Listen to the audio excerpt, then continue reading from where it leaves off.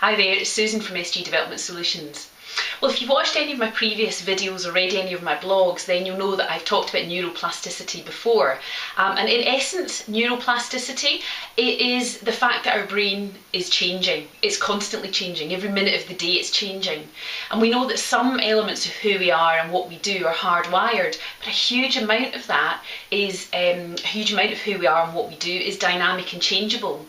And so if you know that and you can start to understand it a bit more, you can take more control over the changes that are happening in your brain, which is pretty amazing. So that's what I want to help you do. And in this particular video, what we're going to look at is how influencing those changes in your brain can actually help you manage your time more effectively.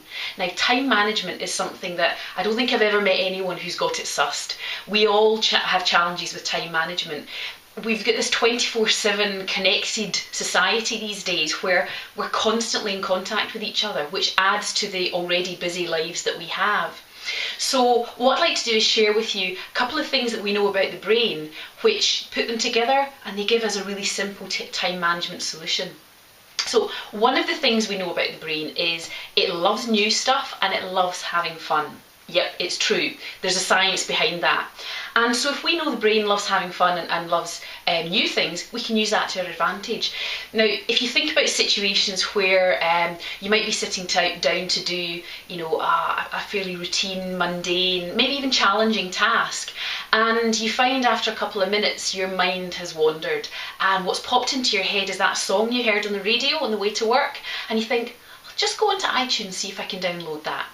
Or you're at home and you've got a whole bunch of household chores to do and you find yourself getting the Hoover out of the cupboard and then you go, I'm just going to have a look at that holiday, see what the prices are. And you find yourself from one moment to the next being very easily distracted away from the stuff you really need to do to the stuff that's a bit more fun and interesting. The second thing we know about the brain is it gets tired easily. So if you're having to do something like problem solving, decision making, thinking into the future, you're using a part of your brain that requires quite a lot of energy. So the cerebral type activities that we do actually drain the energy. And so what you might find is that you're sitting down to do something that has a deadline attached to it and you're plodding on and on and on and on, and in your mind you're thinking, I've just got to get this done, I've got to get this done. And you find that actually you might start making mistakes. You might have to redo things that you've done. You might find your concentration goes, and you know what, that's just your brain's way of saying, hello there, I'm losing energy, you need to give me a bit of an energy boost. So if we take those two things, those two insights together and say, right, the brain loves having fun, it likes new stuff, the brain gets tired easily when we're doing things that require that prefrontal cortex, how can we use that together?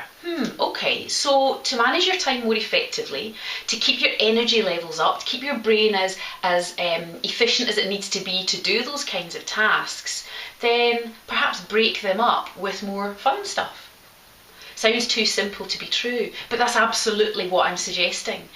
When you know you've got a lot of things that you need to do and you're really busy and your mind is racing, sometimes the best thing you can do is to pause every so often, take your mind somewhere totally different, distract it with something fun, and then come back to what you need to do. And it's amazing how you'll be taken off from a different platform. You'll have more energy rather than from that low level of energy if you just keep plodding on and on. So what fun stuff can you do? Well, I don't know, it's going to be different for you than it is for me, but it could be, if you happen to work at home, as I often do, put on your favourite piece of music and dance around the house. Yeah, 2 or 3 minutes, depending how long the song is, and you've given yourself a boost, you've given your brain that bit of energy that it needs to go back to the tasks. It could be taking a walk. It could be picking up the phone to a friend, it could be going and meeting a colleague for a 10-minute coffee, it could be watching on your phone some video clips of your kids doing crazy stuff which just makes you smile. You could be sitting writing a piece of poetry. There's endless things you can do. But the key thing is, if you keep plodding on and you don't allow your brain to get through all of that fog of stuff you need to do, your time management ain't going to work. So effective time management, break stuff down into chunks and intersperse those chunks with some fun stuff. So hopefully you found that useful and hopefully you enjoy it. And I'd love to hear what some of the fun stuff you get up to is, so please get in touch. Thanks for watching.